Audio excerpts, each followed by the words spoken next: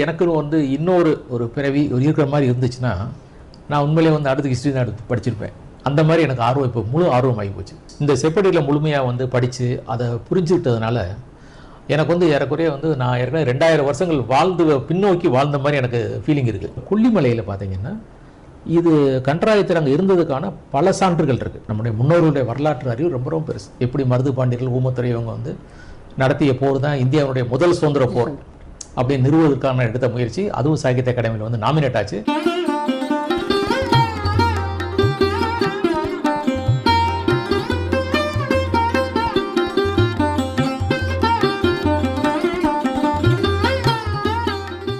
மண்மரபு நேயர்களே வணக்கம். நமக்கு சோழர் வரலாறு அப்படின்னாலே எப்பயுமே வந்து ஒரு பிரமிப்பு இருக்கும். அதுவும் பொன்னியின் செல்வனுக்கு முதல் பாகம் 2ஆம் பாகத்துக்கு பிறகு இன்னும் அது வந்து அதிகமான ஒரு பிரமிப்பை கொடுத்து விட்டது. அது ஏன்னா புதினங்கள் எல்லாருமே புதினத்தை, அந்த பொன்னியின் செல்வன் புதினத்தை வந்து கல்கியுடைய அந்த புதினத்தோடு பயணப்பட்டவர்கள் நிறைய பேர் இருக்காங்க. இன்னைக்கு நாங்கள் எங்களை மாதிரி ஆளுங்களாம் அந்த புதினத்தோடு பயணப்பட்டவங்க தான். ஆனால் நீங்கள் இன்னைக்கு வந்து படத்தோடு பயணப்பட்டிருக்கீங்க. அவங்க எல்லாருக்குமே தெரியும், ராஜராஜனை தெரியும், ராஜேந்திரனை தெரியும், குலோத்துங்கனை தெரியும், அவ்வளோதான். ஆனால் இதுக்கு முன்னாடி இருந்த சோழ சாம்ராஜ்யத்துக்கு இருந்த ஒரு அடிப்படையான சோழ வேந்தர்களில் ஒரு குறிப்பிட்ட சொல்லக்கூடிய சோழ வேந்தர் யாருன்னா கண்டராதித்தன். அவன் தான் செம்பியன் மாதேவி, அவங்களுடைய மனைவி வந்து செம்பியன் மாதேவி. ஸோ இந்த கண்டராதித்தனை பற்றி நிறைய ஒரு புதிர்கள் இருக்கும். அவர் யாரு என்ன, ஏன்னா அவர் எங்கேயோ சாமியாரா போயிட்டாருவாங்க. அப்புறம் மேற்கருளை தேவர்னு சொல்றதுனால அவர் வந்து அப்படியே இறந்து போயிட்டாரு அப்படிலாம் மாதிரி சொல்லுவாங்க. மேற்கு பக்கம் போயிட்டாருலாம் சொல்லுவாங்க. ஆனால் அவரை பற்றி ஒரு ஆய்வுகளை மேற்கொண்ட முனைவர் டாக்டர் ராஜேந்திரன் ஐயா அவர்களோட நம்ம இன்னைக்கு பேச போறோம். ஐஏஎஸ் அவங்களோட நம்ம இன்னைக்கு அதை பத்தி கண்டராதித்தன் யார் அப்படிங்கிறத நம்ம ஐயா வழியாக கேட்போம். வாங்க. வணக்கம். வணக்கம் வசந்தி. மண்மரபு நேயர்களுக்கு வணக்கம்.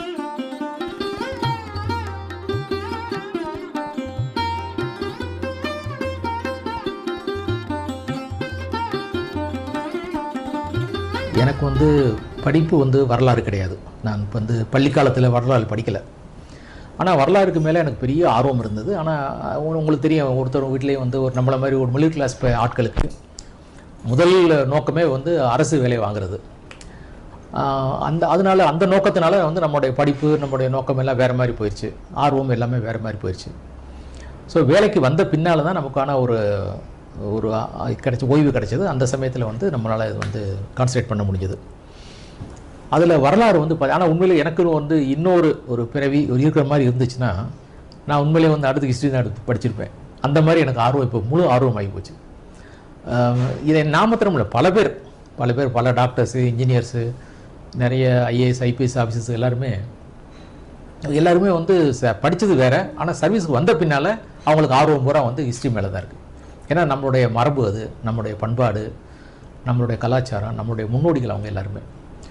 இப்போ வந்து நம்ம பார்க்கையில் குறிப்பாக வந்து நான் வந்து செப்பேடுகளை பற்றி எழுதியிருக்கேன். எல்லா செப்பேடுகளை பற்றியும் சேரர்கள், பாண்டியர், பல்லவர், அப்புறம் சோழர், இந்த 4 பெரும் மன்னர்களை பற்றி நம்ம எழுதுனதுனால, இது வந்து செப்பேடுகளை பற்றி நான் எழுதுனதுனால எல்லாம் சேர்த்து ஒரு 200 செப்பேடுகள் இருக்கும்.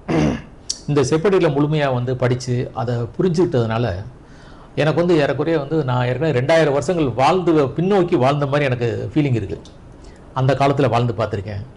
அந்த காலத்து ஜனங்கள் வந்து, அரசர்கள் வந்து, பொதுமக்கள் எப்படி நடந்திருக்காங்க அப்படின்றதெல்லாம் என்னால் தெரிஞ்சுக்க முடியுது. ஒரு அரசன் தெருவில் போகையில் ஒரு பொதுமக்களில் ஒருத்தன் தடுத்து நிறுத்தி எனக்கு நியாயம் சொல்லு அப்படின்னு கேட்கக்கூடிய அளவுக்கு அவனுக்கு உரிமை இருந்திருக்கு. வேள்விக்குடி செப்பேட்டில் இருக்குது. அந்த மாதிரி இருக்குது. ஸோ அந்த மாதிரி நிறைய விஷயங்கள் நமக்கு வந்திருக்கு. இப்போ நிறைய பேருக்கு எனக்கு தெரிஞ்சிருக்காது. குறிப்பாக வந்து பார்த்தீங்கன்னா, ஏன்னா வந்து ராஜேந்திரன் பேர்லேயே நிறைய ஐஏஎஸ் இருக்காங்க. 4 பேர் இருந்தாங்க நான் சர்வீஸில் இருந்தப்போ. அதனால் எந்த ராஜேந்திரன்றதில் ஒரு பெரிய குளறுபடியே இருக்கும். என்னுடைய பேர் எம் ராஜேந்திரன். நான் சர்வீஸ் பெரும்பாலும் எனக்கு தஞ்சாவூரில் தான் ஆரம்ப காலங்களில் இருந்தது. குறிப்பாக அந்த சமயத்தில் எனக்கு வந்து இலக்கியத்தின் மேலே குறிப்பாக வந்து பழக்கங்க தான்.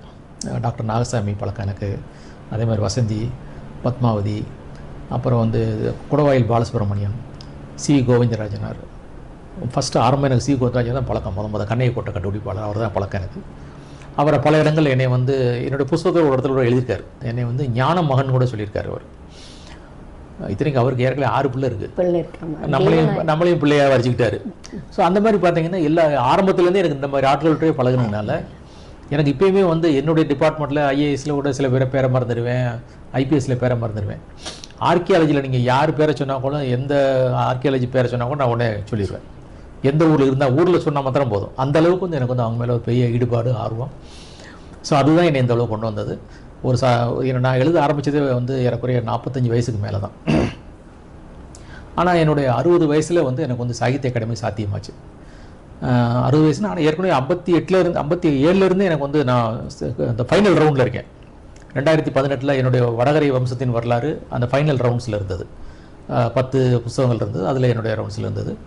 2019 வந்து மறுபடியும் வந்து 1801 நான் வந்து காளையார் கோயில் போகிற முன்னெடுத்து, அது எப்படி மருது பாண்டியர்கள், ஊமத்துறை இவங்க வந்து நடத்திய போர் தான் இந்தியாவுடைய முதல் சுதந்திர போர் அப்படின்னு நிறுவுவதற்கான எடுத்த முயற்சி. அதுவும் சாகித்ய அகாடமியில் வந்து நாமினேட் ஆச்சு.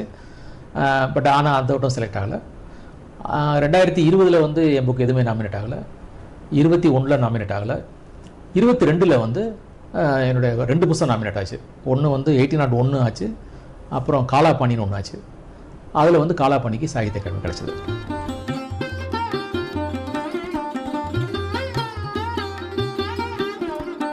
இப்போ வந்து நமக்கு வந்து சோழ அரசர்களை பற்றி சொல்லல, ஒவ்வொருத்தரும் அவங்க இறந்த இடத்த வச்சு அவங்கள சொல்கிறது வழக்கம். உதாரணமாக நமக்கே தெரியும், பொன் மாளிகை துஞ்சிய தேவர் அப்படின்னு ஒருத்தர் சொல்லுவோம், சுந்தர சோழரை சொல்லுவோம். வந்து யானை மேல் துஞ்சிய தேவர் அப்படின்னு சொல்லுவோம், தக்கோல போரில் இறந்த ராஜாதித்தனை பற்றியது. அதே மாதிரி தொண்டமான் ஆற்றூர் துஞ்சிய தேவர் அப்படின்னு சொல்லுவோம். தொண்டமானாற்றூர்ன்றது ஏற்கனவே இப்போ காளகுஸ்தி பக்கத்தில் இருக்குது. காளகுஸ்தியிலேருந்து ஒரு 5 கிலோமீட்டர் பக்கத்தில் தொண்டமான ஆற்றூர்ன்ற அதே பேர்லேயே இருக்குது. அங்கே இருக்கக்கூடிய ஆதித்தன், அதாவது ராஜாதித்தனுடைய தாத்தா, பராந்தகனுடைய அப்பா, அவருடைய பள்ளிப்படை அங்கே இருக்குது. அதே மாதிரி ஆற்றூர் துஞ்சிய தேவர் அப்படின்னு சொல்லுவோம், அது வந்து அரிஞ்சயனுடையது. அது வந்து ராணிப்பேட்டை தாண்டி பொன்னையாறு இருக்குது. அந்த பொன்னையாறு பக்கத்தில் வந்து இந்த இடம் சோமநாத டெம்பிள், ஒரு அந்த கோயிலுக்கு பேர் சோமநாத டெம்பிள், அந்த டெம்பிள் பக்கத்தில் இருக்கு. ஆமாம், அந்த ஊரில் இருக்கக்கூடிய வந்து திருவள்ளது பக்கத்தில் இருக்கு. அப்படி இருக்கல வந்து மற்ற எல்லாத்துக்கும் ஊர் குறிப்பிட்டிருக்காங்க. மேல்பாடி ஆமாம், கரெக்டாக மேல்பாடி திருவள்ளம் பக்கத்தில் இருக்கு. எல்லாருக்குமே வந்து குறிப்பிட்ட இடம், இந்த இடத்துல இறந்தாங்கன்னு நம்மளால ப்ரூவ் பண்ண முடியும். யானை மேல் துஞ்சிய தேவைன்னா இப்போ சண்டை யுத்தம் நடக்கல, யானையில் வச்சு இறந்தார் தக்கோலத்தில். அதனால் அவருக்கு வந்து தக்கோலத்தில் இருக்கும்னு நம்மளால் சொல்ல முடியும். ஆனால் கண்டராயத்தினை பொறுத்த வரைக்கும் மேற்கு எழுந்தருளிய தேவர் அப்படின்றாங்க. மேற்கு எழுந்தருளிய தேவர் எந்த ஊரில் இறந்தார்? நம்மளால் வந்து நம்மளுடைய வரலாற்று அறிவு ரொம்ப ரொம்ப பெருசு. நம்முடைய முன்னோர்களுடைய வரலாற்று அறிவு ரொம்ப ரொம்ப பெருசு. 1500 வருஷத்துக்கு முன்னால் ஒருத்தர் எங்கே இறந்தாங்க, எந்த நேரத்தில் இறந்தாங்க அப்படின்றத கூட கணிக்க முடியும். உதாரணம் பார்த்தீங்கன்னா, இதில் கும்பகோணத்தில் ஒருத்தர் சேதுராமன் ஒருத்தர் இருந்தார், உங்களுக்கு தெரிஞ்சிருக்கும். சேதுராமன் வந்து ஒரு பெரிய பஸ் ஓனர், அவர் பிஎஸ்சி மேத்தமெட்டிக்ஸில் படித்தவர். ஆனால் பார்த்தீங்கன்னா அவர் ஒரு 50-60 வயசு 50 மேலே இதில் ரொம்ப ஆர்வம் கிளம்பி ஜோதிடம் கருமையாக வந்து அவர் வந்து ஃபிக்ஸ் பண்ணுவார்.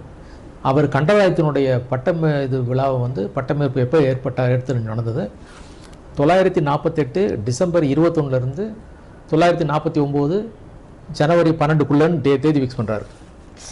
அந்த மாதிரி 15 நாள் இடைவெளிக்குள்ளே, இந்த தேதிக்குள்ளே தான் ஒரு பதவி ஏற்றிருக்கணும். அந்த அளவுக்கு வந்து நம்மளுடைய அறிவு வந்து ரொம்ப அதிகம். அந்த கல்வெட்டுகள், அந்த செய்திகள் இருக்கு. அப்போ வந்து அந்த நட்சத்திரங்களுடைய லொக்கேஷனை வச்சு தேதி ஃபிக்ஸ். அது அந்த காலத்தில் வந்து பார்த்தீங்கன்னா இவர் சாமி கண்ணு பிள்ளை, எப்பிமெரிஸ்ட், அதே மாதிரி வெங்கையா.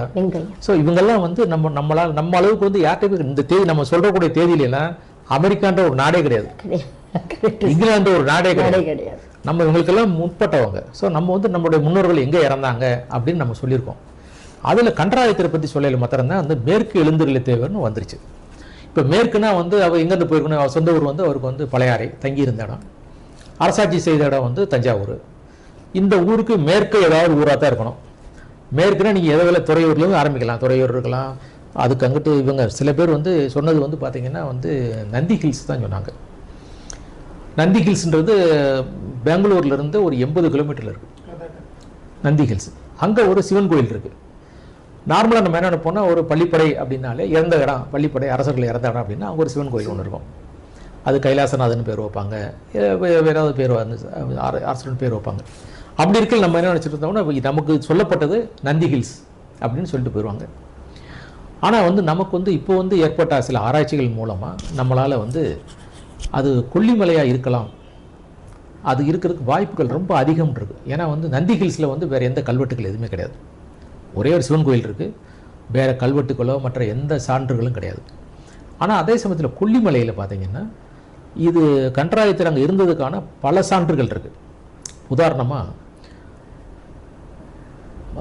அது வந்து ஆக்சுவலாக இன்ஆக்சசிபிள் பிளேஸ். சொல்லப்போனால் நீங்கள் நடந்து போகணும்னா ரொம்ப ரொம்ப இது மலையில் போகணுன்னா வந்து போகணும். இப்போ அது ஆக்சுவலாக அது ஒரு காலத்தில் பெரிய அரசு சங்க காலத்தில் வல்வில் ஓரி ஆராய்ச்சி செஞ்ச இடம். ஸோ அதனால் வந்து அது பெரிய இடம் தான். ஆனால் வந்து ரொம்ப அந்த ரோடுகள்லாம் ஹேர்பின் ஃபென்ஸு நிறைய இருக்கும், அதில் ஏறி போகணும். அங்கே வந்து இன்றைக்கும் 12 கிராமங்கள் இருக்குது. இன்றைக்கும் 12 கிராமம், அன்றைக்கும் நான் சொல்லக்கூடிய செப்பேடுகளில் சொல்லக்கூடிய காலகட்டத்திலையும் 12 கிராமம் தான், அப்போயும் 12 கிராமம் தான். அப்போ என்னென்னா அங்கே வந்து பார்த்தீங்கன்னா அரப்பளீஸ்வரன் கோயில் இருக்குது. அந்த கோயில் கல்வெட்டுக்கள் வந்து பார்த்தீங்கன்னா ரொம்ப ரேராக இருக்கக்கூடியது. உத்தம சோழனுடைய கல்வெட்டு 3 கல்வெட்டு இருக்குது. இந்த கன்றாயத்தினுடைய மகன், கன்றாயத்தின் மகன் வந்து அவன் ஆட்சி செஞ்சது 15 வருஷம் தான். அந்த 15 வருஷத்தில் 7வது வருஷத்தில் ஒரு கல்வெட்டு கொடுக்குறான், 8வது வருஷத்தில் ஒன்று கொடுக்குறான், 16வது வருஷத்தில் ஒன்று கொடுக்குறான். நான் நினைக்கிறேன் 16வது வருஷம்ன்றது அவன் ஆட்சியை வந்து ஒன்று விட்ட உடனே இல்லை விட போகிறதுக்கு முன்னால் அவன் கொடுத்த ஒரு நிபந்தம். ஸோ மதுராந்தகன் வந்து மற்ற எந்த இடத்துல இவ்வளோ கல்வெட்டுகள் இல்லை அவனுக்கு. ஸோ இந்த இடத்து மேலே அவனுக்கு ஒரு ஸ்பெஷலில் அவனுக்கு ஈடுபாடு இருந்திருக்கு. அதே மாதிரி செம்பியன் மாதேவி அங்கே வந்து நிறைய நிபந்தங்கள் கொடுத்துருக்காங்க, அந்த பகுதிகளுக்கு நிறைய நிபந்தம் கொடுத்துருக்காங்க. அதை தவிர்த்து அங்கே ஒரு கோயில் ஒன்று இருக்குது, சோழமுடையார் கோயில்னு ஒரு கோயில் இருக்குது. அந்த சோழமுடையார் கோயில் எங்கே இருக்குன்னா அரப்பளீஸ்வரர் கோயிலிருந்து இப்போ வந்து எட்டுக்கை மாரியம்மன் கோயில் இருக்குது. அதுக்கு இப்போ வந்து அது பேர் கருங்கயம்ன்றாங்க. ஆனால் ஒரு காலத்தில் அந்த பேருக்கு கலிங்கம்னு பேர் இருந்திருக்கணும், கலிங்கம். இப்போ அதுக்கு பேர் கருங்கயம் இருக்கு. அந்த கருங்கயம் பக்கத்தில் இருக்கக்கூடிய எட்டுக்கை மாரியம்மன் கோயிலுக்கு அருகில் உள்ள சோழமுடையார் கோயில், அதுதான் வந்து கண்டராதித்தருடைய பள்ளிப்படையாக இருக்கலாம், இருக்க வாய்ப்பு இருக்குது. அதுக்கு என்னென்ன காரணங்கள் சொல்லணும்னா, அந்த அரப்பளீஸ்வரர் கோயிலில் ஏற்கனவே 17 செப்பேடுகள் இது கல்வெட்டுகள் இருக்குது. உத்தம சோழன் கல்வெட்டு இருக்குது. ராஜ மகேந்திரன் அவன் இருந்தது ஷார்ட் பீரியட் தான், அவருடைய கல்வெட்டு ஒன்று இருக்கு. 1-2 தான் இருக்கும். ஆமா, அவருக்கு அவர் இந்த பீரியட் ஷார்ட் பீரியட். ஆமா ஆமா, அவருடைய கல்வெட்டு ஒன்று 5 வருஷமா 5 ஆண்டுகளா ஏதோ இருந்தவங்க. ஆமா, அதே மாதிரி வந்து குலோத்துங்கன் முதலாம் குலோத்துங்கனுடைய கல்வெட்டு அங்க இருக்கு. இதை தவிர்த்து நீங்க வந்து மலையை விட்டு கீழே இறங்குனீங்கன்னா ராஜராஜனுடைய விருது பெயரான சிங்களாந்தகன் அவன் பேரு. இது வந்து சிங்களாந்தபுரம்னு ஊர் இருக்கு, சிங்களாந்தபுரம்னு ஊர் இருக்கு. இன்னும் வந்து கொல்லி மலவன் அப்படின்ற வந்து கல்வெட்டு செய்திகள் வருது. கொல்லி மலவன், அதாவது கொல்லியினுடைய அரசன் வந்து மலவன்ற பேர். அவன் வந்து ராஜராஜன் காலத்தில் இலங்கையில் நடந்த போரில் கலந்துருக்கேன்.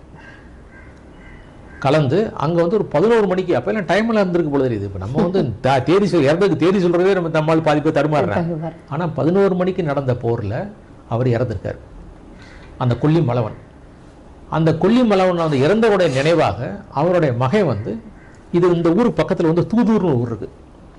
அந்த தூதூரில் ஒரு பாறை ஒன்று இருக்கும். அந்த பாறையை லேசாக வந்து ஒரு பள்ளம் மாதிரி பண்ணி அதில் வந்து தண்ணி மலையில் பாய்ஞ்சா தண்ணி நிற்கிற மாதிரி இருக்கும். அது வந்து பறவைகளுக்கு மற்ற விலங்குகளுக்கு குடிக்கிறப்போ பெரிய பள்ளம்லாம் கிடையாது, சும்மா சாதாரண ஒரு அவ்வளோதான். நம்ம இந்த ரூமெல்லாம் இருக்குன்னு வச்சுக்கலாம், அவ்வளோதான். அந்த தண்ணியை வெட்டி இது வந்து அவருக்கு தாகசாந்தி செய்கிறதுக்காண்டி அவர் பையன் பண்ணியிருக்காரு. ஸோ அதனால் இந்த பகுதி வந்து பார்த்திங்கன்னா வந்து சோழர்களோடு ரொம்ப நெருங்கிய தொடர்பு உள்ள பகுதி. சொல்லப்போனால் வந்து கொல்லிமலை அந்த பகுதி தான் வந்து சோழர் ஆர்மிக்கு ரெக்ரூட்மெண்ட் கிரவுண்டே தான். படைகள் வந்து அங்கே தான் செலக்ட் பண்ணுவான், வீரர்கள் அங்கே தான் செலக்ட் பண்ணுவான். அதை பார்த்தீங்கன்னா உங்களுக்கு எப்படின்னா, அந்த அரப்பளீஸ்வரர் கோயிலை சுற்றி போய் போனவங்களுக்கு தெரியும், நிறைய இடங்கள் நவகண்டங்கள் சிலைகள் இருக்குது. நவகண்டம் எப்படின்னா வந்து ஒரு வீரன் வந்து தன்னுடைய தலையை அவனே வெட்டிக்கிறது. போருக்கு போகிறதுக்கு முன்னால் அவன் வந்து கொற்றவை இதுக்கு வந்து தன்னை வந்து பலி கொடுக்கறது, தன்னுடைய ஆர்மி ஜெயிக்கணுன்றதுக்காண்டி. அந்த மாதிரி ஒரு 15-20 சிலைகள் அந்த பக்கத்தில் இருக்குது. இதெல்லாம் வச்சு பார்க்கல அங்கே நவகண்டம் இருக்கிறது.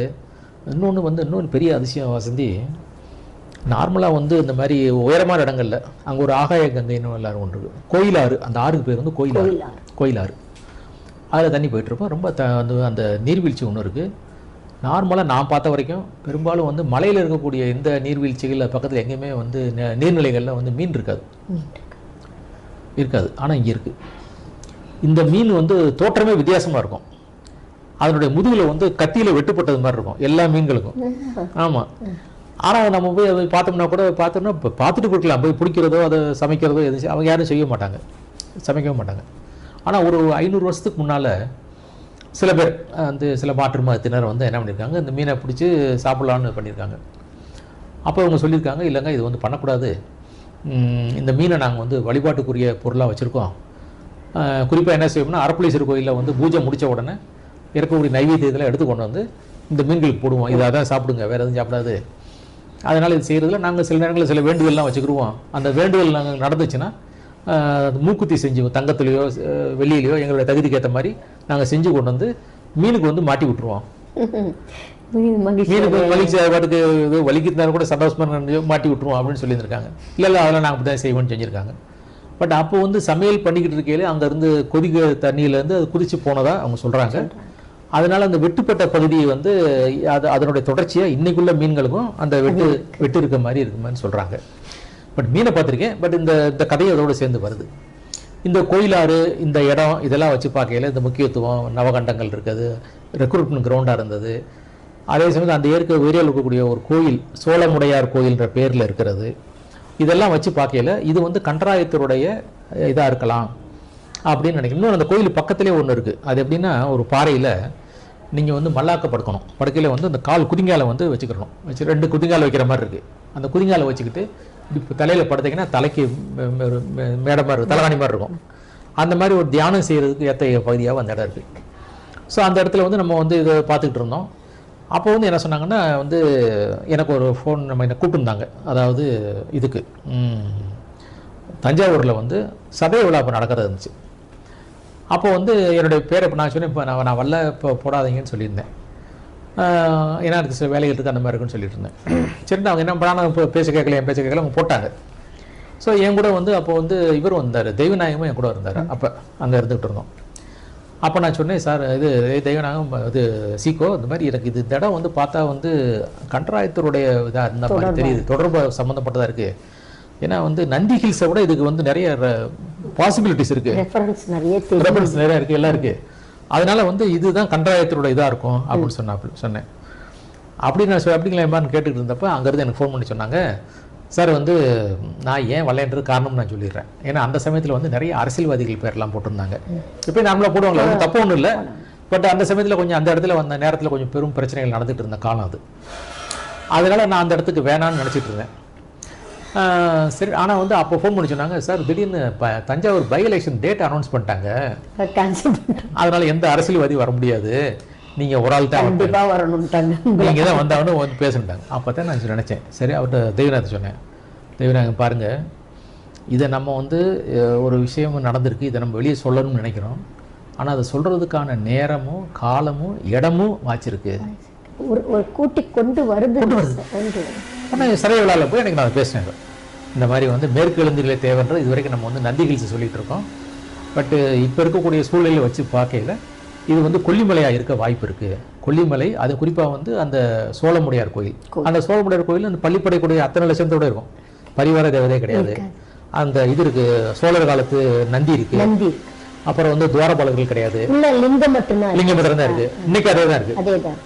ஸோ அப்புறம் என்ன பண்ணேன், நான் வந்து அங்கே வந்து ஒரு பெரிய இதை எழுதி போட்டேன். ஏன்னா நாங்கள் வேலை பார்த்ததுனால அந்த பகுதியில் இருந்ததுனால ஒரு இதில் பெரிய நோட்டீஸ் போட்டு அங்கே இந்த வரலாற்றை எழுதி போட்டிருக்கேன்.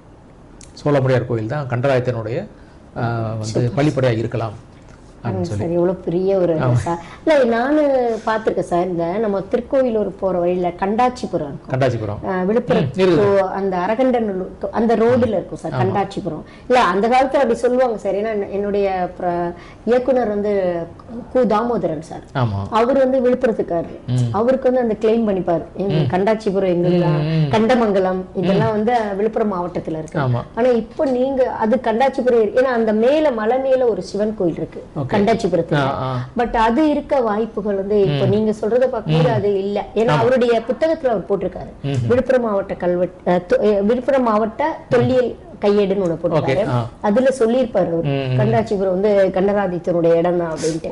ஆனா இப்ப இது வந்து ஒரு அரிய பொது தகவல் சார். ஆனா அது அந்த காலத்துல அவரு கிட்டத்தட்ட ஒரு 25 வருஷத்துக்கு முன்னாடி கிடைத்த தரவுகளை வச்சு சொன்னதுதான். ஆனா இப்ப வந்து இவ்வளவு தரவுகள் வந்து கிடைக்குது. இன்னும் சோழருடைய ஒரு ஹப்பாவும் இருக்கு. சோழர்கள் வந்து அங்க ஒரு இது இல்ல, செம்பியன் மாதேவி, உத்தம சோழன் எல்லாருமே அது அதாவது கண்டராதித்தனோட கனெக்ட் ஆனவங்க எல்லாருமே வராங்க இல்லையா? வைப்புத்தலம் வேற, அது வைப்புத்தலம் வேற. ஞானசம்பந்தரும் திருநாவுக்கரசரும் இங்க வரலன்னு, ஆனா கீழ இருந்து பாடியிருக்காங்க. இது வைப்புத்தலம், வைப்புத்தலமா இருக்கு.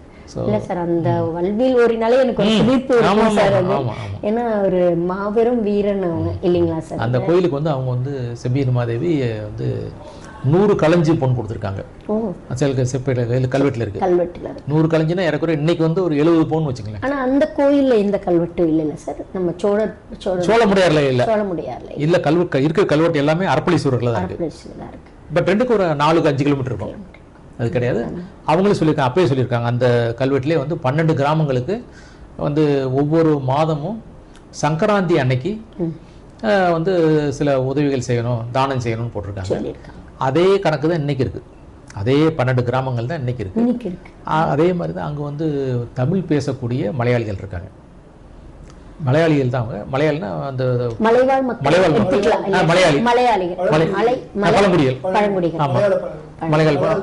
இருக்காங்க. அதில் இன்னொரு பெரிய விஷயம் என்னென்னா, அவங்க வந்து ஒரு பத்தினி இலைன்னு ஒன்று இருக்குது. அந்த இலை வந்து நீங்கள் இதில் கூட கொடுப்பாங்க, அந்த எட்டுக்காய் மாரியம்மன் கோயிலே தெருவில் வச்சுருப்பாங்க. அது எப்படின்னா வந்து வெறும் இலை மாதிரி தான் இருக்கும். அந்த இலையில் வந்து நீங்கள் எண்ணெயை வச்சுட்டு நம்ம திரி போட வேண்டிய அவசியம் இல்லை. இந்த இலையை வந்து சுருட்டி வச்சிட்டிங்கனாலே அது வந்து திரி மாதிரி அதே நம்ம திரி என்ன செய்யுமோ அதை செய்யும்.